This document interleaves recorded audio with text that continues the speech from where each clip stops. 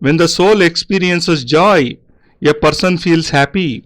He experiences divine bliss and his life gets filled with an enthusiasm, a zeal and a flow.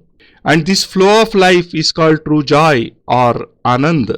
If true joy is so important in our lives, then how can it be attained? As I have already said that true joy cannot be bought with money and it cannot be won with strength. To obtain it, one will have to instill life into the feelings of the heart. One will have to initiate the flow of nectar from the heart. Thus true joy and a tension-free life is attained. The process of getting rid of the tensions is called Dhyan or meditation. This is why all our Upanishads have considered meditation to be of so much significance. The human life has two aspects. One is his outer physical life and the other is his inner spiritual life. He is well acquainted with his outer life, which comprises of the society, his family, his friends, relatives, his wealth and his business. But he is totally ignorant of his inner life because he has never attempted to know anything about it. He does not know that the inner life is such an important part of him and that it is just as important and necessary as his outer physical self. But he is unaware of all this because he has never been educated about it. Even the schools and colleges he has been to never taught him anything about it. The fact is that the teachers, the parents, the family, the friends, the relatives, no one can give this knowledge because they themselves do not possess it. And because no one can educate him about this aspect of life, he can become successful in the outer life, which constitutes only half of his total self. But he remains as ignorant as he was at the time of birth in respect of his inner spiritual life. Until he achieves totality in his inner life, he cannot get rid of tensions. He cannot attain true joy. His life cannot gain a continuous steady flow and his eyes won't glitter with happiness. The brilliance of the eyes, a radiance, a zeal, a capability and determination can all be obtained only through true joy. And this joy in turn can be attained only through Dhyan or meditation. As it is necessary to achieve success in outer life, similarly for achieving totality, joy and a tension-free life, it is necessary to understand and enter the inner spiritual life.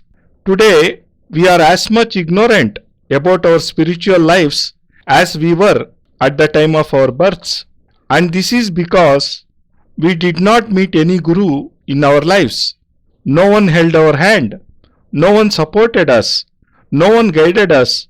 No one explained to us that the inner aspect of life is more important, more beneficial and more valuable. And because we were not guided, we kept running after those mirages which only lead to death and to the graveyard. What then is the use of living such a life? What is the meaning and usefulness of such a life? What shall we achieve from it? Outer life in itself is perishable. After death, this life is useless and valueless. Hence, the process of entering into the inner life is a dharma, a duty, the real essence of life and a divine concept in itself. Hence, at whatever stage of life you are, you may be 20 years old, 50 years old, you may be a man, a woman, you may be good or bad. You shall have to stop and ponder. If you are not just leading half a life, what if half of your life has remained blank? What if half of your life has remained devoid of all knowledge? And if this is so, then what is the use of leading such a life? What will be achieved if you die leaving some money for your sons?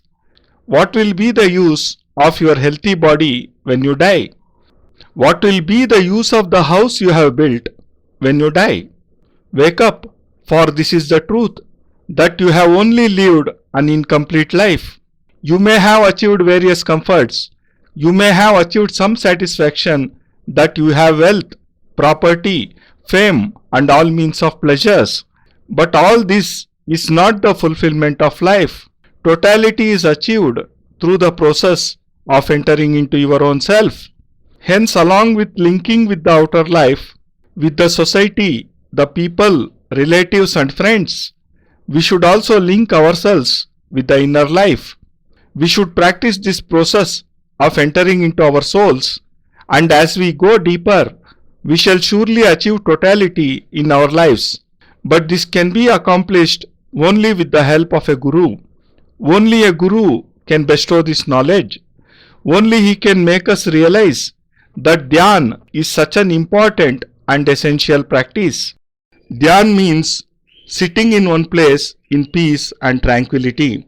Be it in the morning or in the evening, we should sit in a place where there is total calm and serenity.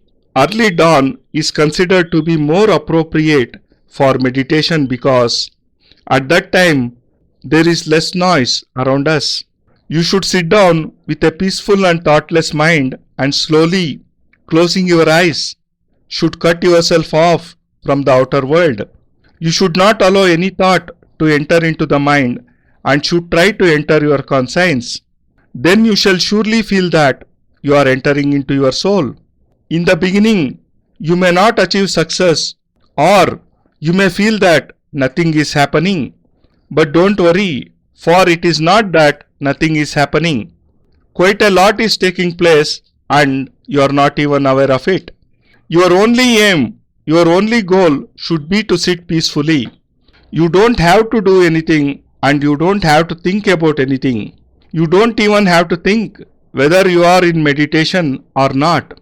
You only have to sit peacefully for 2, 5, 10, 20 or 40 minutes after cutting yourself off from the outer world. The more peacefully and the more static you sit, the more shall you be able to control your mind.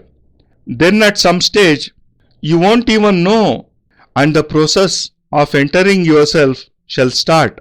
After practicing regularly for 1 day, 2 days, 4 days, 10 days, 15 days or 1 month, you shall start having new soothing experiences.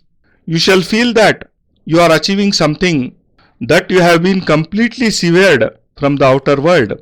If you practice for about 15 minutes daily, sitting with a peaceful mind, without thinking anything, without any doubts in your mind, then this practice of sitting calmly shall one day transform into Dhyan or meditation. And you shall know when this happens, for on the first day, when you shall be sitting with your eyes closed, you shall hear the noise going on around you. You shall hear your wife shouting. You shall hear your son replying back. You shall hear the crying, laughing, talking going on. But say, on the 13th day, you shall experience that you are sitting as usual, but you don't hear anything. This means that slowly but steadily you have become cut off from the rest of the world, and entering yourself, you have reached the Pran-Deh or the vital life body inside you. The Pran-Deh is in no way connected with the action of the outer physical form, because it's only the latter which remains in contact and direct relation to the going-ons in the outer world. And as soon as we become cut off from the outer physical form, the society is not able to adversely influence us. It can take you even 30 days to reach your soul and to achieve the state called Dhyan. Thus, sitting peacefully with a thoughtless mind is the process of entering yourself. And even after reaching the Pran-Deh, when you continue to practice thus, you shall find that you can go deeper and deeper. There seems no end to it, and this is a state of infinity. You feel that your body is not merely 4 feet or 6 feet tall. It is deeper than any ocean. And the deeper you enter it, the more joy you shall experience. To achieve all this, You don't have to think so much about it because entering yourself means achieving a calm and thoughtless mind. And when you go deeper after the Pranadeh, you shall come across the Sukshma Deh or the subtle body.